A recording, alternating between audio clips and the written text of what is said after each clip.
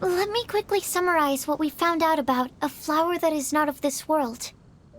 Tainari believes that on closer examination it might be logically paradoxal, while Albedo says that his answer would be better discussed at length in person.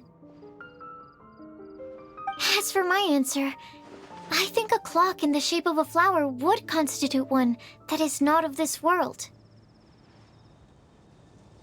Here's what we've gathered regarding a guide who will never get lost. Mona said that she'd like to join us in uncovering the secret behind the prophecy, while Bennett suggests Fischl, Mona, or the Traveler as potential candidates. Mika didn't submit much, but he did draw a vegetation map for Master Tainari and wrote up a dragon spotting calendar for Sino. Amber also wrote in.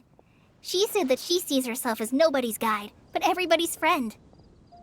As for one who would never lie, Rosaria removed herself from consideration, but both Razor and Sino are willing to support us in our search. Timaeus seems to have forgotten to write to us. And finally, this is what we've gathered on a legend that never ends. Klee said that her mom has a number of friends who like to write storybooks. Lisa believes that legends live forever in people's hearts. I think that for a legend to be never-ending, it has to be filled with hopes and dreams and actively passed from one person to the next. So, what are the answers to the 4 riddles then? You're really smart, Paimon. I bet you can figure it all out in no time. Or, let's all share our thoughts on what we think the answers might be.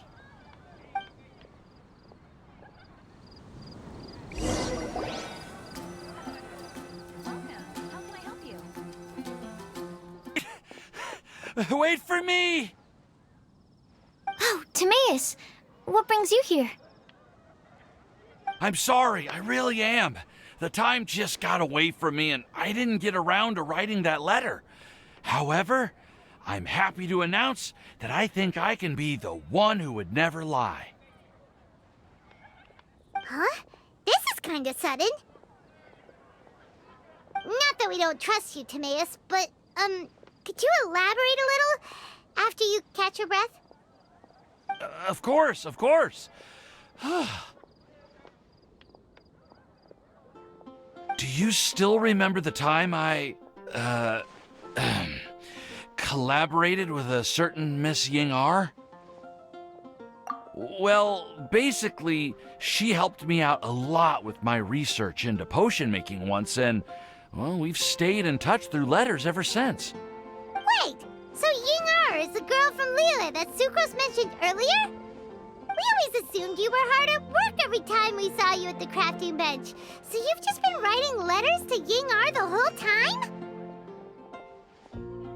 No, I mean, not all the time.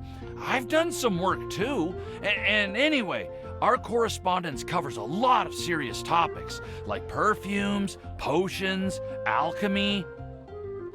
Anyway, a few months ago, I made a vow to the heavens that I will be true to myself and never utter an insincere word until the day that I've managed to win Miss Ying-R's heart. So, at Star Snatch Cliff, you were picking Cecilia's as a gift for Ying-R? Well, that's right. The Cecilia flower is said to represent a once wayward heart transformed by the power of love. I couldn't think of a better flower to give than that. I know full well that Miss Ying-R is far more knowledgeable than I in both the ways of the world and the ways of our craft, but I thought I should make the effort for once and put myself out there. Which brings me to the subject of the last few days and the WindBlume Festival. I thought it was time for me to invite Miss Ying-R to Mondstadt.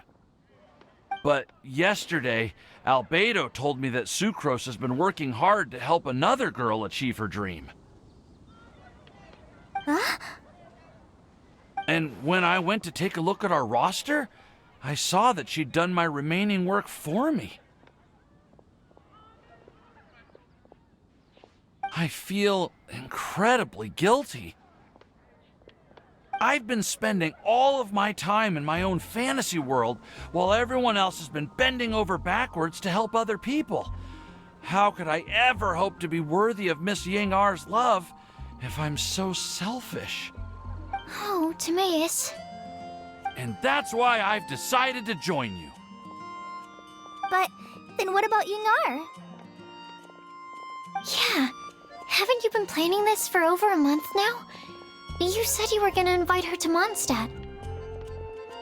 Well, yes, I did mention in my letters that I'd like her to visit, which is why I just sent her another gift with my hand-picked WindBlume's, along with a handwritten letter. I explained that a matter of great importance has presented itself to which I must devote my full attention for the time being. As soon as it's resolved, I'll make haste to Liyue to pick her up in person. I made sure to package the gift and letter with the greatest care. All I can do now is hope that she'll understand. Point being, please know that I sincerely want to support you in this endeavor.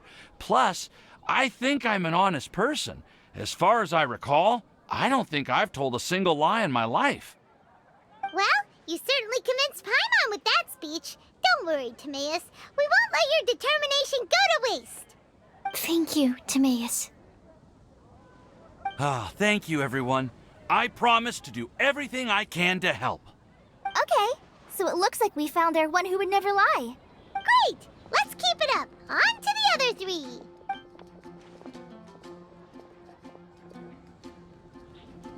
Okay, Paimon will do the honors. Ahem. We have with us here the flower, the guide, the legend, and Timaeus. Huh? Why did you only say Timaeus' name? You should say my name, too. All right. We also have Klee. That's me! With Klee here, this all somehow feels like we're getting ready for a field trip.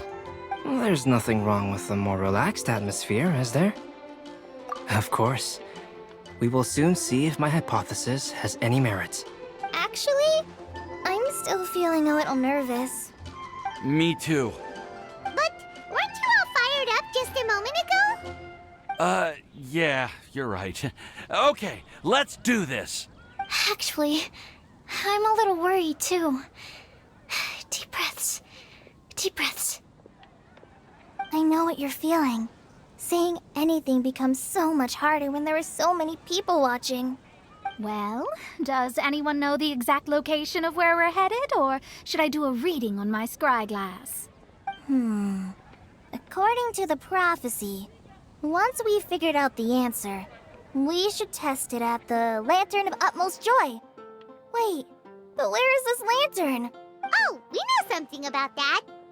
What? Wow, that's amazing. You really know how to do everything under the sun. Then we'll let you lead the way. This is it. We're off to find the sacred location of the Lantern of Utmost Joy.